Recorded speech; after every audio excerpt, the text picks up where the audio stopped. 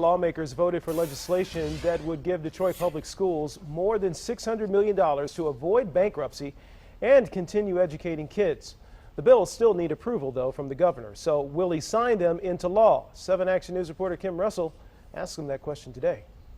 Most of the time, the governor will not comment on whether or not he's going to sign a bill. He just does it and then makes an announcement. But when it comes to the Detroit Public Schools legislation, he is making an exception. This is one of those rare cases. I will tell you, I am going to sign this package. Governor Snyder says he will sign the controversial legislation that puts Detroit Public Schools on track to avoid bankruptcy.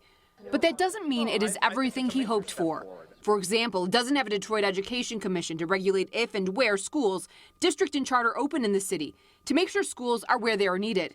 Detroit Mayor Mike Duggan has said without that, money will be wasted as charters and district schools operate without coordination and competition, both using tax dollars. He clearly wanted to have the Detroit Education Commission. I was a supporter of that. But the legislation we passed accomplishes some huge goals that were outstanding for the last decade or so. The governor says finding a plan to pay off the district's approximately $500 million in debt is a huge accomplishment. Plus, there will be funding to help the district restructure. There's going to be $150 million of new investment going into the school district, and there's going to be a locally elected school board coming back into place. The governor could sign the bills as soon as next week. Kim Russell, 7 Action News. Thank you, Kim.